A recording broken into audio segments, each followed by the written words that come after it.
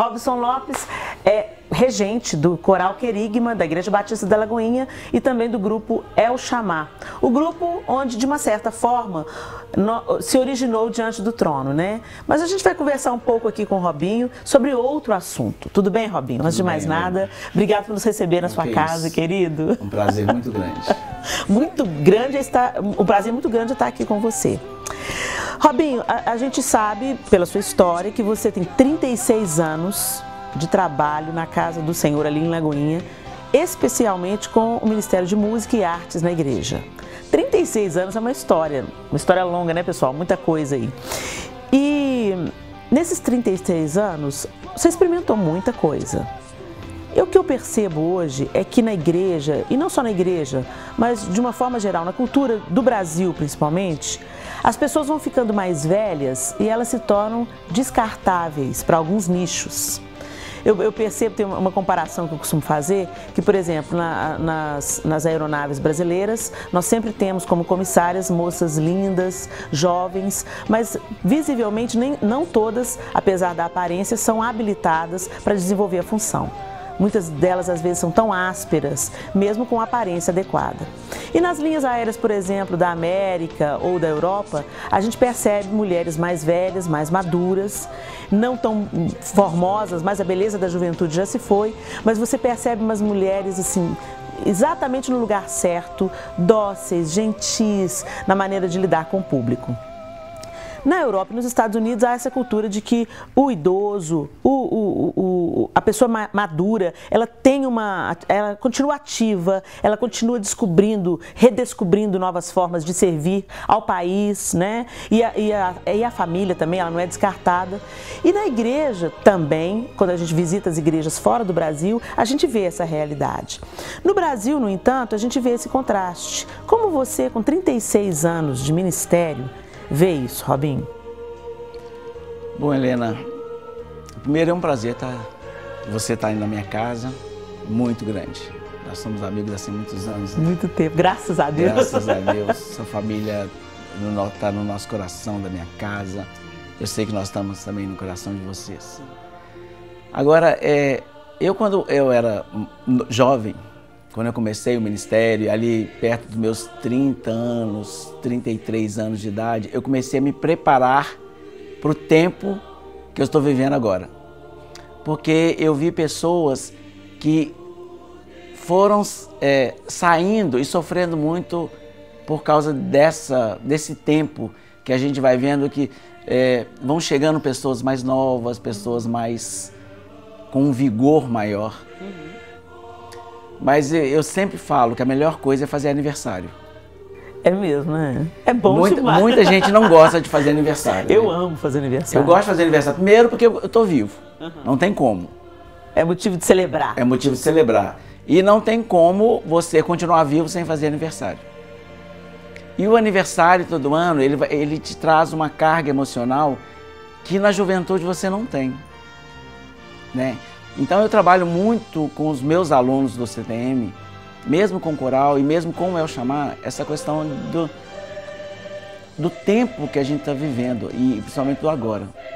Eu tenho alguma coisa assim diferencial no meu ministério, é que eu trabalho com pessoas da minha idade, mais velhas do que eu, mas eu trabalho também com jovens e com adolescentes. Você acha que essa é uma maneira legal de você que é um cara de meia idade, manter a sua vitalidade, o seu vigor? Porque você trabalha com essa galera, com crianças. Agora nós acabamos de apresentar o Crianças Diante do Trono, gente, e o Robinho é que estava organizando tudo. Quer dizer, eu falo com ele que ele tem, além de muito ânimo, nuances de insanidade. Porque ele pega algumas coisas para fazer que ninguém encara, o Robinho encara. Pega o projeto, dá conta da parada. Você acha também, porque você nunca se isolou dentro de um grupo de uma determinada idade, isso mantém o seu vigor ministerial? Não, e foi justamente isso que eu trabalhei na minha vida. Primeiro, estar sempre atual com o que está acontecendo. Tá sempre, é lógico que a gente vai envelhecendo, o nosso gosto não é mais o mesmo, né? Eu não tenho o mesmo gosto musical, por exemplo, de um menino de 14, 15 anos. Sim. Mas não quer dizer que eu não vá trabalhar com isso. Entendi. Não vai ser a música que eu vou consumir. Mas é uma música que eu tenho que estar sabendo o que está acontecendo, que é o gosto do adolescente, o que é o gosto do jovem, entender um pouco dessa música, saber trabalhar com essa música, mas não é a música que eu vou comprar, que eu vou ouvir. Entendi. Entendeu? É isso que me mantém atualizado e me mantém, de uma certa forma, ainda ativo. Eu faço algumas coisas, por exemplo, que os jovens gostam, eu faço algumas coisas que os adolescentes gostam, mas o meu foco, aquilo que eu gosto, é o que eu faço mais com coral, já mais maduro. Entendeu? Mesmo com o Eu Chamar, você vê o Eu Chamar, nós temos algumas coisas mais jovens, temos algumas coisas de meio e tem algumas coisas tradicionais, para que a gente possa estar trabalhando no todo. Por isso que meu trabalho ainda é muito aceito na igreja, porque eu não fiquei focado lá naquela visão nicho, que eu tinha, né, do você meu transita tempo. Bem, Você transita bem nos novos estilos, nas novas propostas. Mesmo que não sendo aquilo que eu consuma. Entendo. Entendeu? Mas é aquilo que a igreja está pedindo. Entendo. Eu vejo muitas vezes alguns amigos meus que ficaram na música clássica e não abrem mão disso. Só que a igreja não consome mais isso. É muito bonito para você fazer uma apresentação e tudo, mas a igreja não consome, isso não é a música dia a dia da igreja. Então as pessoas se perderam no ministério. Então, uma receita, vamos dizer assim, para você continuar interagindo bem, apesar de você estar envelhecer bem, né? Você está envelhecendo, o tempo está passando para você, mas não está matando o seu ministério, não está matando aquilo que você ainda pode produzir, aquilo que ainda você pode florescer. Um dos segredos disso, então, seria se manter atualizado e antenado com aquilo que está surgindo, é isso? E principalmente fazendo, né? Porque a gente precisa... o jovem hoje, ele traz muita informação. Eu comecei a estudar música com 16 anos, o que é muito tarde para quem quer se profissionalizar. Só que na minha época você não ouvia nada. Tinha os LPs, mas música brasileira ninguém gravava, era muito pouco. Música internacional praticamente não existia. Você não tinha nenhuma... Na mídia não tocava nada. Você não tinha as rádios evangélicas, não tinha nada. Então eu comecei com a música erudita, porque sempre foi o sonho da minha vida estudar música. E a música que tinha na igreja, que a gente via a música local. Hoje não, os meninos chegam, né, conhecendo a música do mundo, o que há de mais moderno. Hoje, você canta, por exemplo, ontem eu estava ensaiando com o coral cantado de Natal, uma música do cantor cristão. Eu perguntei, muita gente não conhecia a música.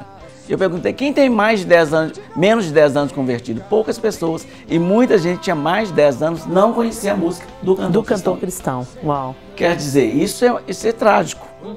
Porque nós não temos o quê?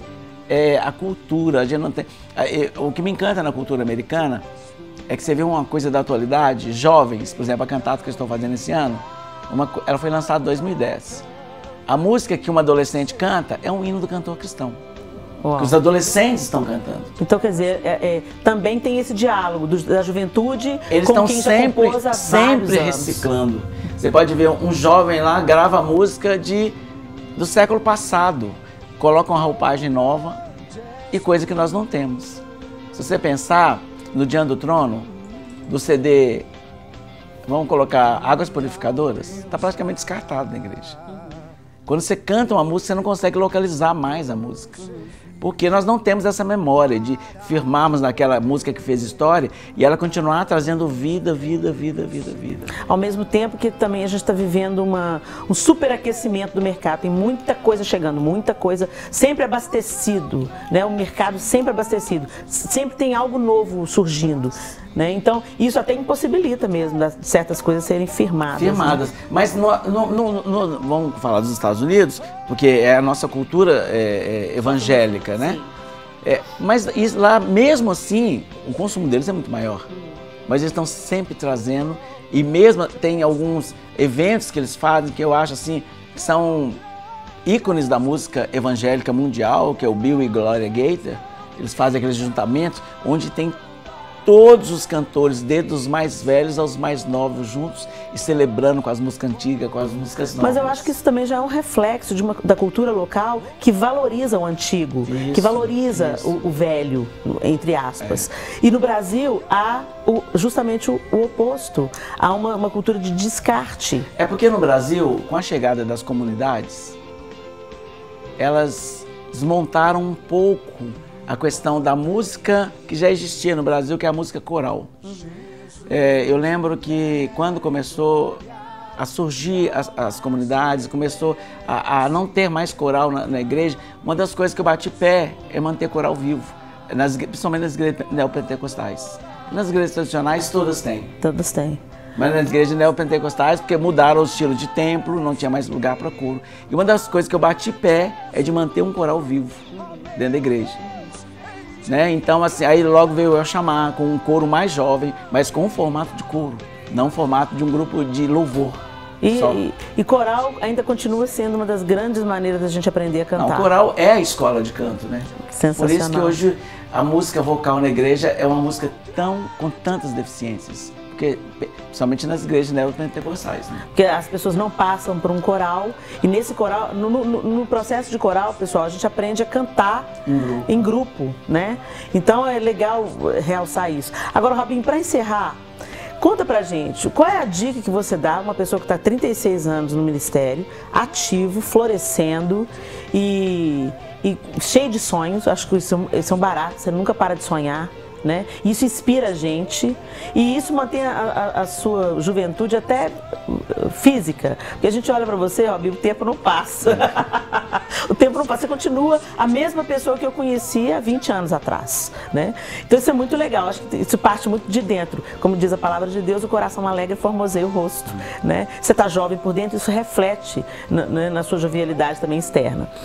Qual que é a receita, ou receita não, uma dica que você dá para o pessoal que está nos assistindo em casa? Às vezes já passou dos 50 e pensa que a vida acabou. Gente, 50 anos, você está no auge, tem muita coisa ainda para viver. Mas dentro desse padrão de pensamento brasileiro, as pessoas fazem 50 anos e começam a se sentir, eu vou ter que parar, meu tempo está acabando. Qual é a dica que você deixa para essa galera? E qual é a dica também que você deixa para líderes? Para que não haja um descarte. É possível andar junto à nova juventude e a velha guarda, vamos dizer assim? É possível? Eles têm alguma coisa a acrescentar uns para com os outros? Eu acho, principalmente, Helena, para os que estão chegando agora. Eu já fui jovem, né? Nós já fomos, né? Como a Bíblia diz, né? Já fui moço, agora sou velho. Mas eu acho que o jovem tem que aprender a ouvir, sabe? Porque, é que eu falei, nós temos a experiência. Quando eu falo assim, você gostaria de voltar no tempo? Eu falei, só se eu voltasse com a mesma cabeça que eu tenho agora. Eu também falo a mesma coisa, eu só volto se pudesse manter a cabeça. Hoje é tudo tão mais fácil, a gente resolve, a gente enfrenta as lutas com muito mais facilidade. Verdade. Não tem um vigor físico, né? Então eu falo sempre para os jovens, escutem, deixem as pessoas trabalhar com você, não é que elas querem mudar. Eu quando eu estou trabalhando no solista, e vocês sabem disso, eu não quero que ele cante do meu jeito, porque eu quero que ele cante do jeito dele. Só que a gente vai tirando, mostrando alguns caminhos mais fáceis dele chegar àquilo, porque eu preciso de ver a personalidade dele. Eu não quero formar um monte de Robinhos, eu quero que cada um tenha a sua personalidade, né? E isso é que é o difícil. Só que eles acham que eles sempre estão certos, e a maioria das vezes sim, mas eles não sabem ainda por qual caminho seguir. É essa visão que a gente tem, entendeu? Desse caminho, desse todo, que eu acho que ainda falta muito neles. Então, o meu conselho é justamente esse, se entregar na mão de uma pessoa em que ele confie. Né? Não é que a gente tem todas as respostas. E outra coisa, para uma pessoa que está, assim, igual na minha idade e que pensa assim, não, mas eu já tenho experiência. As pessoas que se aproximam de mim, eu acho que elas têm um certo impacto daquilo que elas pensavam e daquilo que é o meu jeito de trabalhar. Você me conhece, sabe que eu tenho um jeito muito, na hora que eu estou trabalhando, eu trabalho mesmo, se eu tenho que brigar, eu brigo mesmo, mas eu também ouço muito, eu mudo se precisar de mudar. Sim. Então, quer dizer, os jovens devem aprender a ouvir. E os mais velhos não deixar de aprender. Nunca. Porque a gente está sempre aprendendo. Sempre é uma troca muito positiva. A arte, ela não é fixa, né? O que eu fiz de bom hoje, eu não vou conseguir repetir amanhã. Eu posso melhorar ou quase sempre eu pioro. Eu nunca melhoro. Não é verdade? É muito difícil, porque nós não temos a cultura de estar melhorando. Por exemplo, eu canto uma música hoje, se eu tenho que repetir ela amanhã, é muito mais fácil eu fazer pior do que melhorar, porque nós não temos a cultura de estar melhorando. né? E isso que a gente tem que trabalhar, melhorar. Eu procuro melhorar cada dia em todos os aspectos, né? E na arte, então, e na maneira de fazer as coisas. Isso é muito bom. Robinho, bom demais esse nosso bate-papo.